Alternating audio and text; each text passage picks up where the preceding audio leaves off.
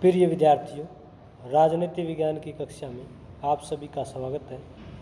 आज के इस वीडियो लेक्चर में हम डिस्कस करेंगे आम आदमी पार्टी की नीतियाँ, सिद्धांत, विचारधारा, कार्यक्रम एवं चुनावी उपलब्धियाँ। Aam Aadmi Party, its policies, principles, ideology, programs and political achievement in Lok Sabha and Vidhan Sabha election. तो आम आदमी पार्टी अभी हाल ही में भारत की एक राष्ट्रीय पार्टी बनी है 2023 में। पहले ये एक राज्य दल था। आम आदमी पार्टी एक विशिष्ट प्रकार का भारत का अनूठा दल है। आइए इस पार्टी के बारे में डिस्कस करते हैं। आम आदमी पार्टी की स्थापना 26 नवंबर 2012 को पूर्व भारतीय राजस्व अधिकारी एवं भ्रष्टाचार विरोधी कार्यकर्ता श्री अरविंद केजरीवाल के द्वारा की गई। अरविंद केजरीवाल ने 26 नवंबर का दिन इसलिए चुना क्योंकि यह दिन भारत के राजनीतिक इतिहास में भारतीय संविधान के निर्माण कार्य पूरा होने का दिन है। 26 नवंबर 1949 को भारत का संविधान बनकर तैयार हो गया था और 26 जनवरी 1950 को भारत का संविधान लागू हुआ था। तो अरविंद केजरीवाल ने संविधान से प्रेरणा ग्रहण करते हुए 26 नवंबर को संविधान निर्माण के दिवस पर इस पार्टी की स्थापना की। इस पार्टी की अगर बैकग्राउंड देखें, पृष्ठभूमि देखें तो 2011 में भारत में सामाजिक कार्यकर्ता अन्ना हजारे के नेतृत्व में एक मूवमेंट चला था जिसे इंडिया अगेंस्ट करप्शन, भारत भ्रष्टाचार के विरुद्ध मूवमेंट का नाम दिया गया।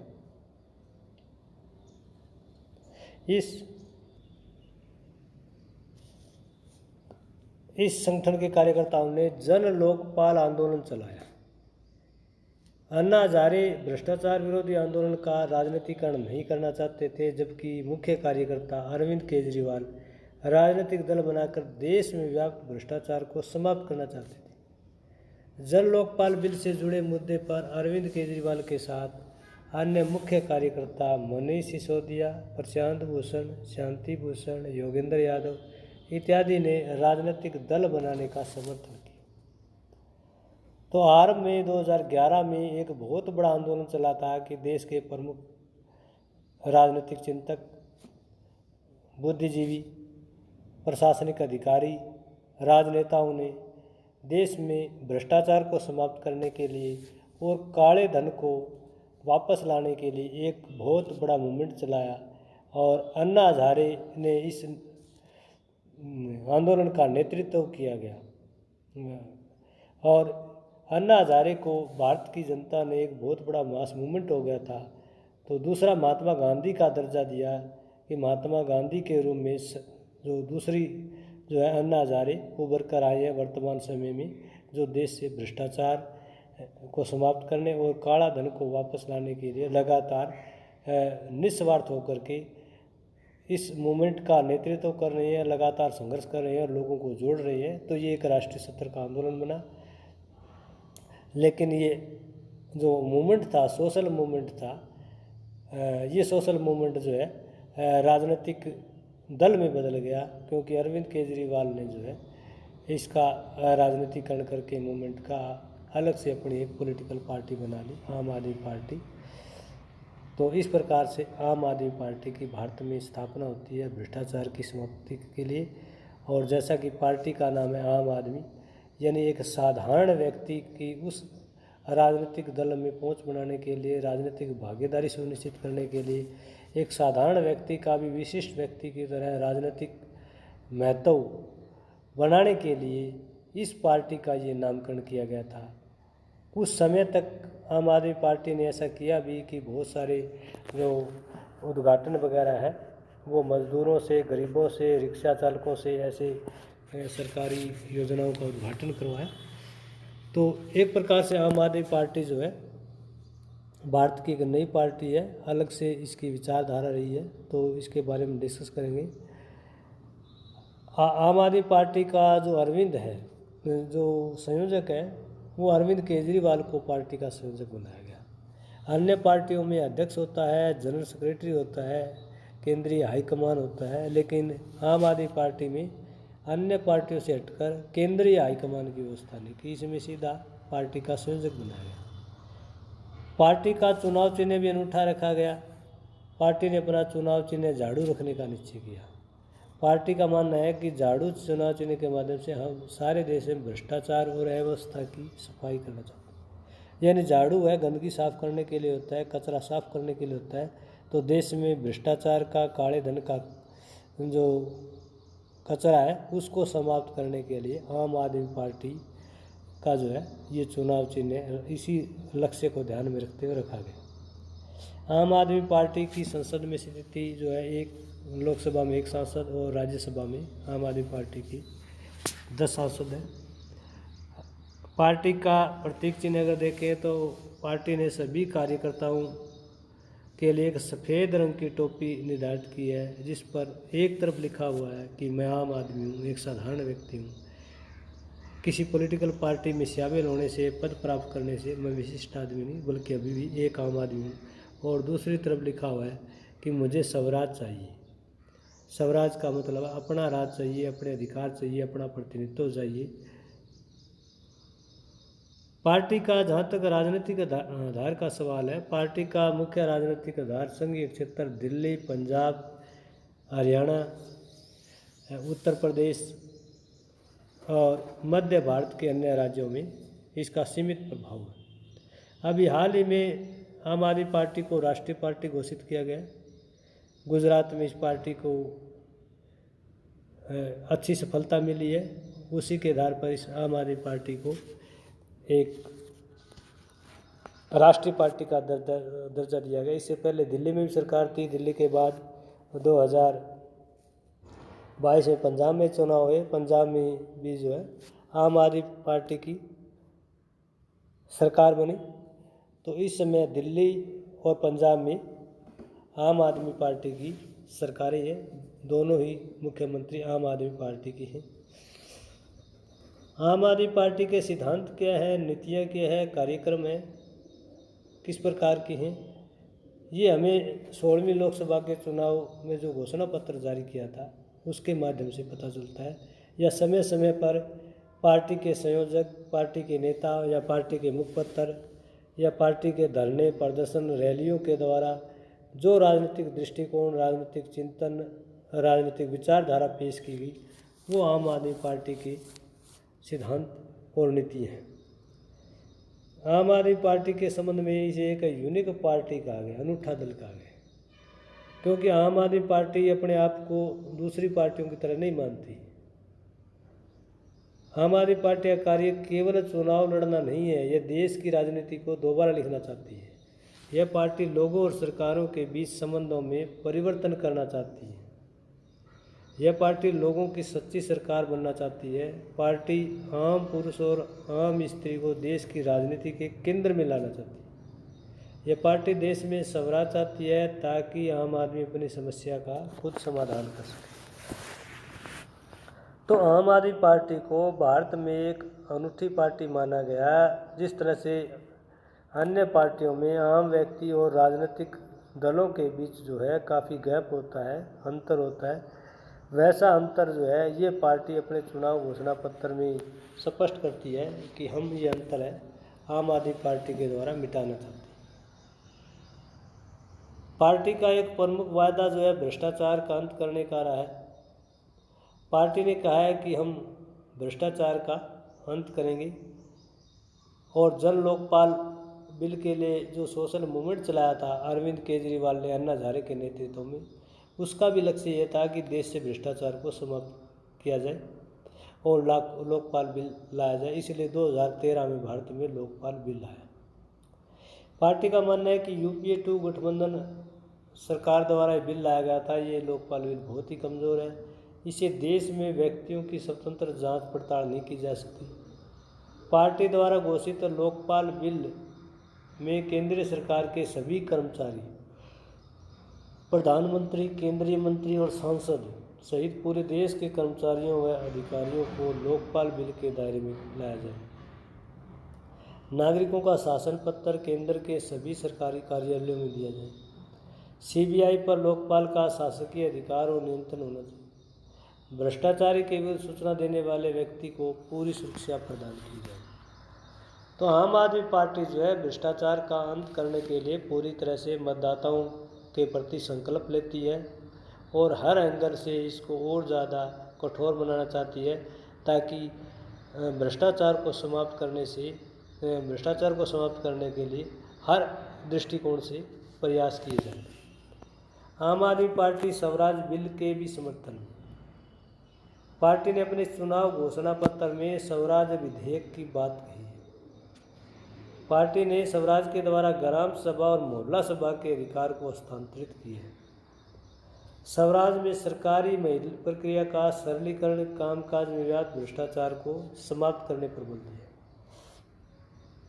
पार्टी ने कहा कि ग्राम सभा या मोहल्ला सभा को सरकार द्वारा जो हम धन आवंटित किया जाएगा उसे किसी भी क्षेत्र में खर्च करने की स्वायत्ता होगी। ग्राम या मोहल्ला सभा को सरकारी विद्यालयों में प्राथमिक स्वास्थ्य केंद्रों के निरीक्षण का अधिकार होगा। आम आदमी पार्टी न्यायिक व्यवस्था के प्रति पूरी तरह से सचेत है,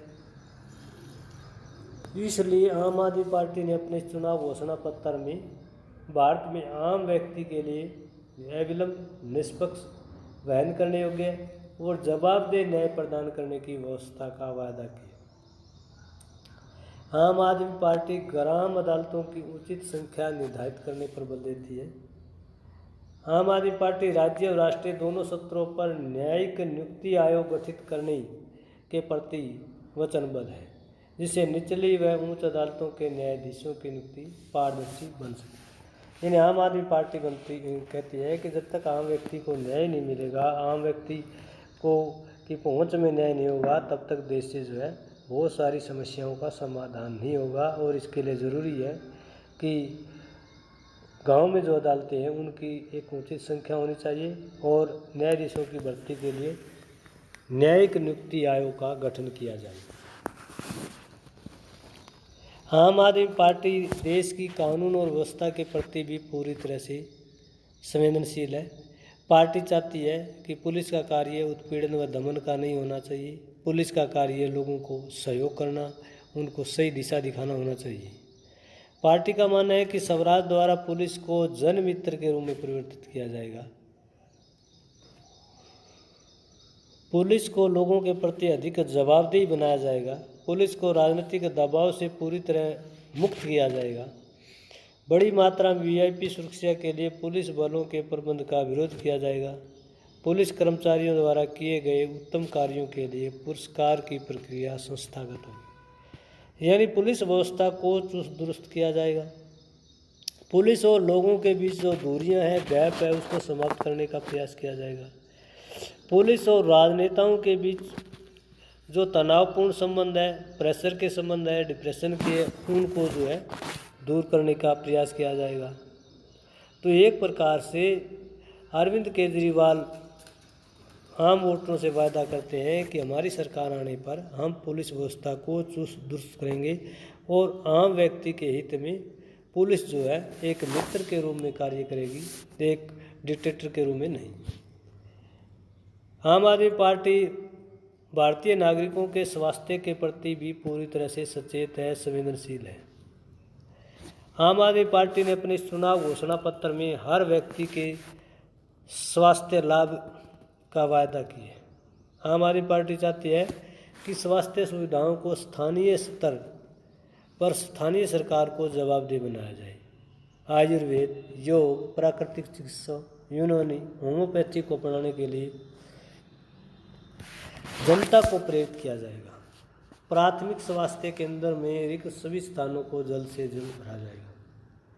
आम आदमी पार्टी देश के नागरिकों के लिए स्वास्थ्य संबंधी चिंताओं को दूर करने की पक्षधर है और स्वास्थ्य संबंधी समस्याएं ग्रामीण क्षेत्रों से वो शुरुआत करना चाहती है कि ग्रामीण क्षेत्रों पर विशेष करके होम्योपैथी, यूनानी और आयुर्वेदिक जो तरीके हैं उससे लोगों को जो है स्वास्थ्य लाभ प्राप्त करने पर लोगों को प्रेरित किया जाएगा। आम आदमी पार्टी देश के नागरिकों की शिक्षा के प्रति पूरी तरह से संवेदनशील है। आम आदमी पार्टी चाहती है कि भारत में गरीब व्यक्ति निजी शिक्षण संस्थानों में प्रवेश लेने में सक्षम नहीं है। सरकारी विद्यालयों की हालत काफ़ी दयनीय है। पार्टी आम आदमी को शिक्षित करने के लिए जन शिक्षा पद्धति को और सशक्त बनाएगी। विद्यालयों और अध्यापकों को ग्राम सभा या मोहल्ला सभा के प्रति जवाबदेह बनाया जाएगा। विद्यालयों के पाठ्यक्रम एवं प्रबंधन में स्थानीय लोगों की राय दी जाएगी। पार्टी चाहती है कि शिक्षा पद्धति परिणाम को केंद्रित करने वाली है। शिक्षा प्रणाली का जो लक्ष्य है वो परिणाम पर होता है, परिणाम अच्छा है। जबकि पार्टी चाहती है कि तकनीकी प्रशिक्षण संस्थानों की संख्या में वृद्धि हो। IIT, AIIMS, all India institute of medical science, IAS, Indian administrative service जैसे संस्थान आर्थिक रूप से जनता द्वारा घोषित होंगे। तो पार्टी चाहती है कि शिक्षा का ढांचा पूरी तरह से आम लोगों के अनुकूल हो। आम व्यक्ति को भी शिक्षा लेने का उन शिक्षण संस्थानों में, निजी शिक्षण संस्थानों में पूरी तरह से अधिकार हो और उनको सक्षम बनाए जाने का प्रयास किया जाएगा।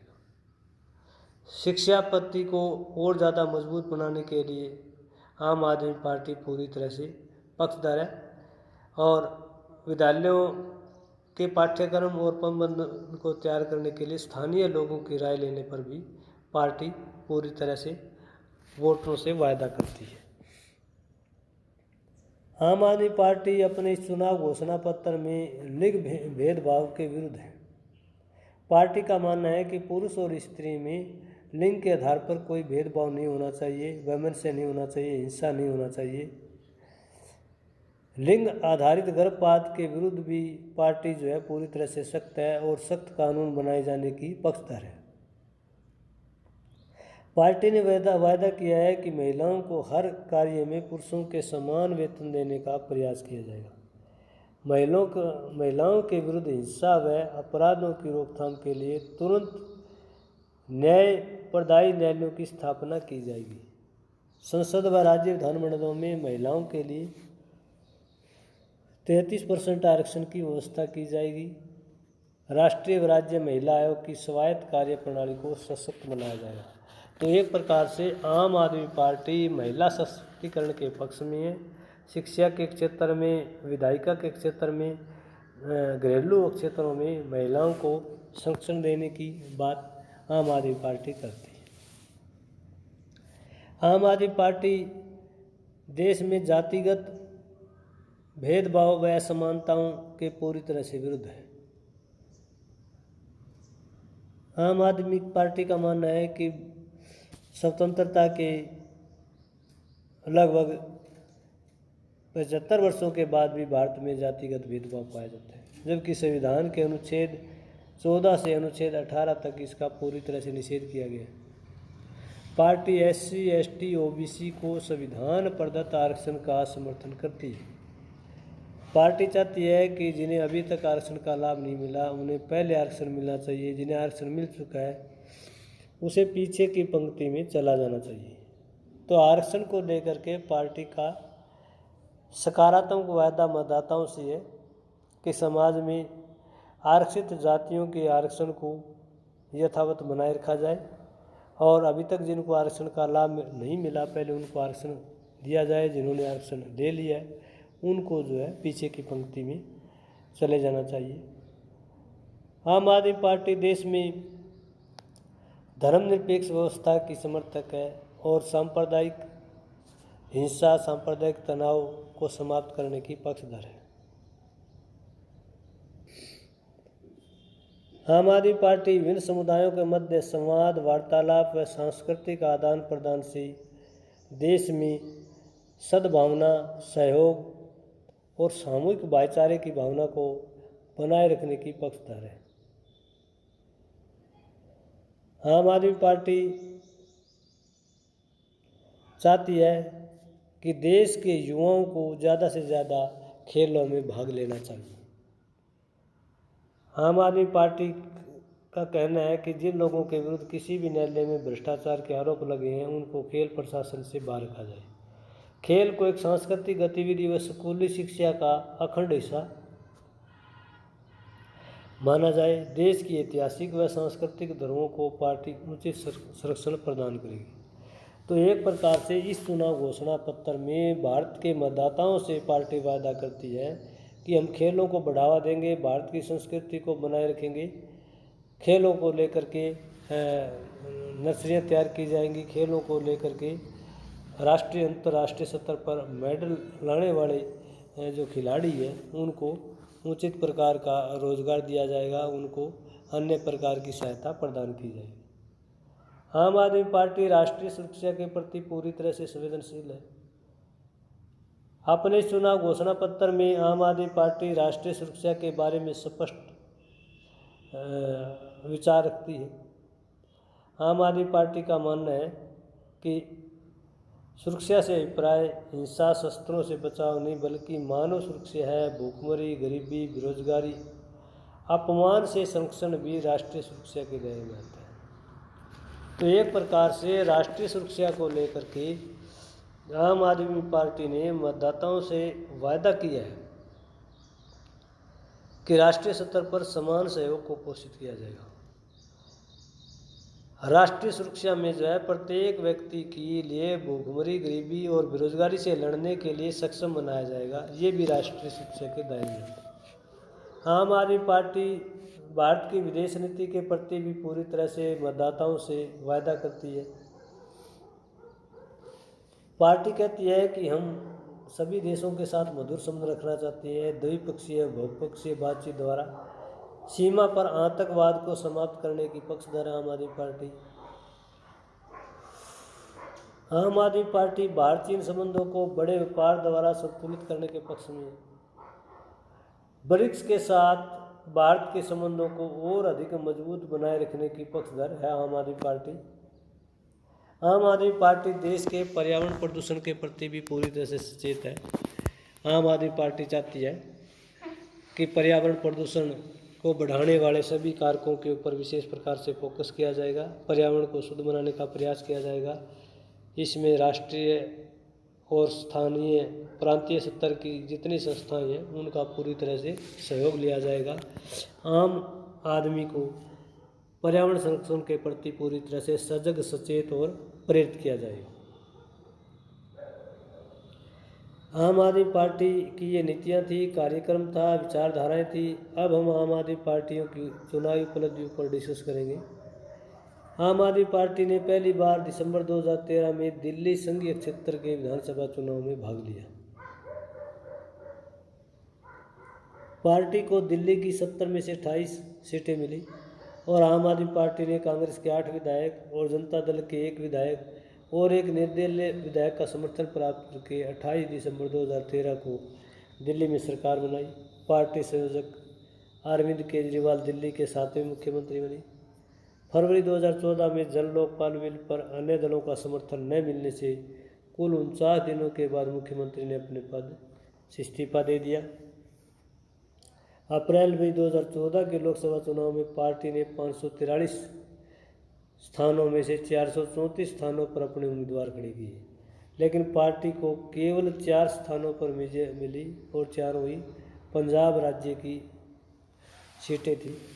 पार्टी चुनाव में 2% से भी कम मत प्राप्त किए। पार्टी के सभी प्रमुख नेता चुनाव हार गए।